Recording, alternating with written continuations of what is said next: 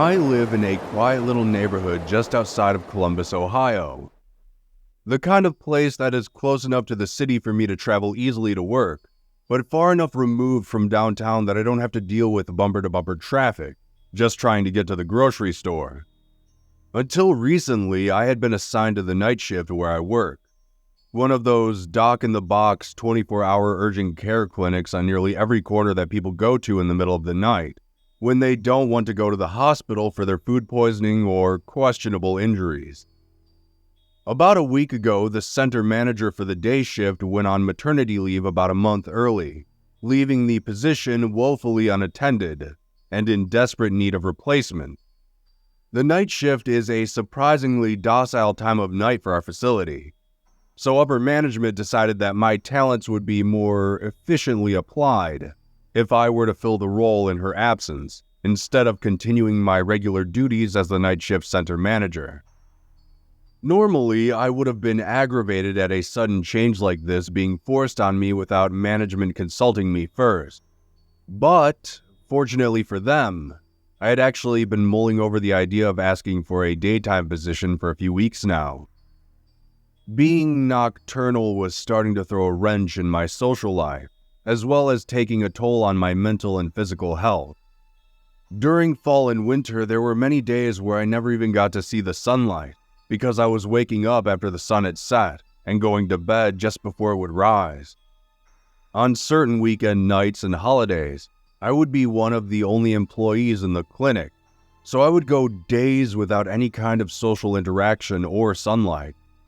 You don't think that kind of thing would have that much effect on you, but after 2 years of this routine, I was definitely getting burnt out. The nocturnal life just wasn't for me, so I was actually excited at the opportunity to transition to the day shift. The first couple of days were the hardest. Fortunately, I had a 2-day buffer between my last night shift and the first day shift that I was expected to work, which made the switch a bit less painful than it probably would have been if I was getting off work at 5 a.m., only to go back into work at 8 a.m. But nevertheless, there still was no perfect method of transitioning my schedule in under 48 hours. I toyed with quite a few ideas, but decided on staying up for the entire day following my last night shift and going to bed that evening when I was painfully exhausted, thus forcing myself to adhere to a new sleep schedule.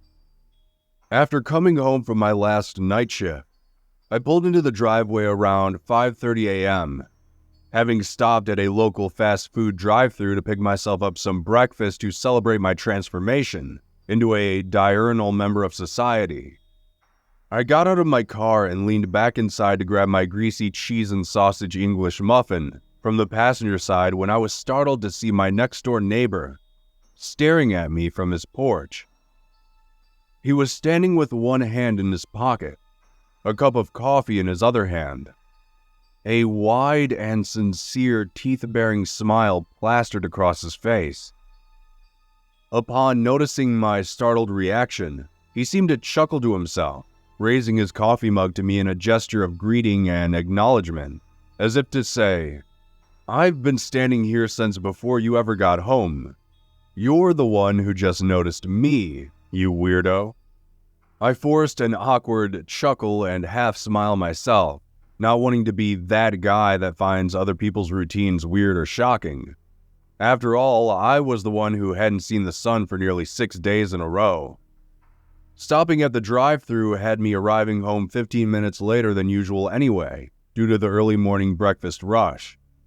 Maybe this guy's routine was always just to be up and enjoying his morning coffee at 5:30 a.m. on his front porch, and I had always just barely missed him. I had the feeling that I would be noticing all sorts of weird things about the activity of my daytime counterparts. After a few seconds of awkward silent good morning grunts and gestures, I took my sandwich inside and changed out of my scrubs.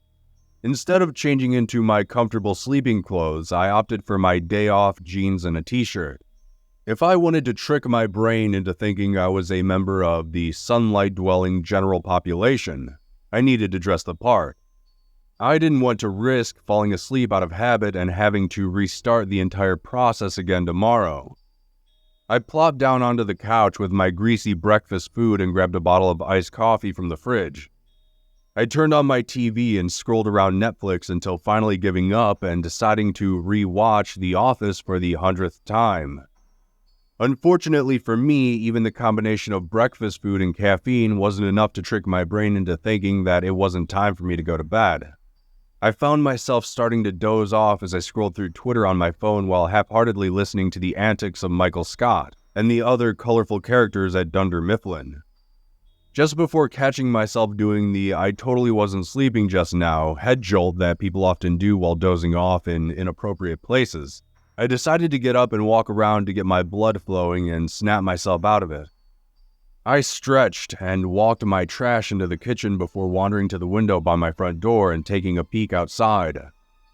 It was about 6:15 in the morning now, and the sun was just starting to turn the sky a pale shade of red, instead of the milky black color I was used to seeing upon returning home from work. At the end of the street, I saw a kid riding a bike throwing newspapers to a few of the houses. After wondering to myself if anyone still actually reads the newspaper, my attention was turned to my neighbor, who was still standing exactly where I had left him, coffee cup in hand, smiling from ear to ear. As the young man on the bike passed by my neighbor's house, he had set the coffee cup down and was already halfway down the driveway to snatch the newspaper up. I guess that answers my previous question, I thought to myself before being immediately startled as my neighbor whipped around, newspaper in hand, smile on his face, making direct eye contact with me as I stared from my window. My stomach dropped, and at first, I thought it was because I had just been caught in what appeared to be a very compromising and creepy position. But as a few seconds passed, I realized that the feeling in the pit of my stomach wasn't the shame of being caught, but instead it was that churning feeling you get when you know someone's about to give you bad news, or when you've seen something that you shouldn't have. To lessen the awkward tension, I raised one hand in a half-hearted wave again and smiled weakly. My neighbor, still smiling, gripped the newspaper in one hand and offered a hearty dad-style, "Hey there," hand raise with the other. Then he just stood there, holding his newspaper and smiling at me. Oof, I thought. Maybe the daytime isn't for me after all. I let out a nervous chuckle to myself and closed the curtains. The interaction had been painfully uncomfortable, for me at least, and wasn't really the way I had planned on starting my new life as a sunlight-dwelling member of society. I went back into the living room and switched from Netflix to a video game so I could keep myself occupied. This made my first day tolerable, and I managed to actually keep myself awake until 8 p.m., where I subsequently passed out for the rest of the night. Since I had gone to bed so early, I woke up at around 5 a.m., wide awake and ready to take on the day. I would need to work on adjusting the exact hours that I was awake or sleeping to better accommodate a normal social life, but this was a good start. After brushing my teeth and puttering around my kitchen, I realized I didn't have any good breakfast food in my fridge or pantry, something that would need to be resolved immediately if I wanted to be a normal functioning member of daytime society. I put my jacket on and walked out to my car, but not before getting that uneasy, someone is watching you feeling while hitting the unlock button on my keys. I turned to see my neighbor, same position as yesterday, coffee cup in hand in pocket, smile on face. After wondering to myself if he was possibly a hallucinogenic side effect of my brain attempting to transition to an entirely new sleep schedule, I offered another half smile and got into my car. As I pulled away down the street, I caught a glimpse of him in my rearview mirror. To my surprise, he was actually now halfway down the driveway, watching me drive away. That increasingly unsettling smile stretched across his face. I'd love to say that was the last time I had such an encounter with him, but this was a recurring theme that would repeat itself for several more days, until I had finally managed to shift my sleeping schedule from 8 to 5 to 10 to 7. thanks to beginning my stint on the day shift at work. I never had any more bizarre stare-downs with my creepy neighbor, but I always noticed that his newspaper in particular was always taken inside long before anyone else on the street had claimed theirs. I didn't think much about it until yesterday morning. It was my first day off, so I didn't set an alarm and decided to wake up whenever my body woke me up. To my shock, I was awoken by the sound of pounding on my front door at around 8 a.m. There I was, greeted by a detective and a police officer. The sight of flashing red and blue lights and yellow crime scene tape catching the corner of my eye from the front door. After asking them what was going on, they informed me that my next-door neighbor had been murdered, and they wanted to know when the last time I had seen them was. I told them it had been a couple of days, and that I had seen him picking up his newspaper a couple days ago. They shared a puzzled look before telling me that my neighbor was in fact a woman, and that the medical examiner estimated that she had been killed at least a week ago due to the state of decomposition. She had lived alone, and her sister had asked the police to come and perform a wellness check after she hadn't returned any of her phone calls or answered the front door when she came to visit. I felt that familiar sinking feeling in my stomach as I asked them if maybe she had a husband or boyfriend that had been staying with her, explaining that I had seen a man there every day who seemed to freely enter and exit as he pleased. They told me that they couldn't divulge that sort of information to me due to the sensitive nature of the crime, but that upon initial inspection of the interior house, it did not appear that more than one person had been living there.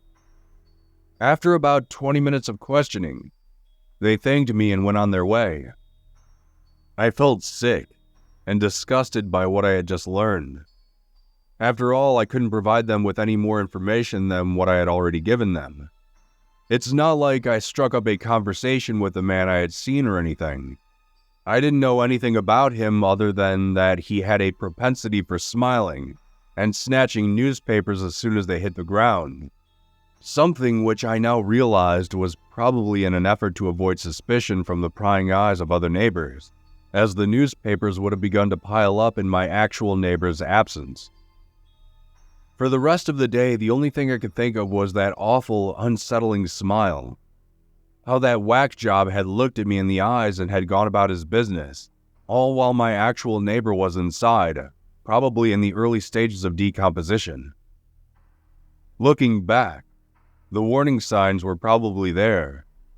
Maybe it's just hindsight, but in my memory, I distinctly remember that in all of our limited interactions, the man was wearing the same exact clothes.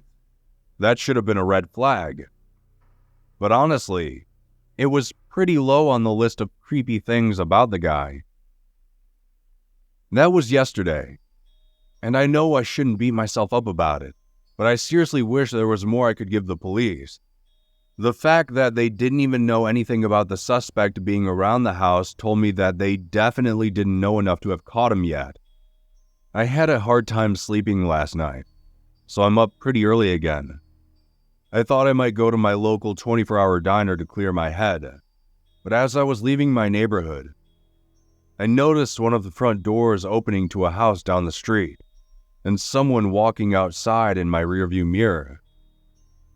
I was already pretty far away, and maybe it was just my mind playing tricks on me, but I could have sworn that in the reflection, I saw the subtle white gleam of someone smiling at me as they watched me drive away.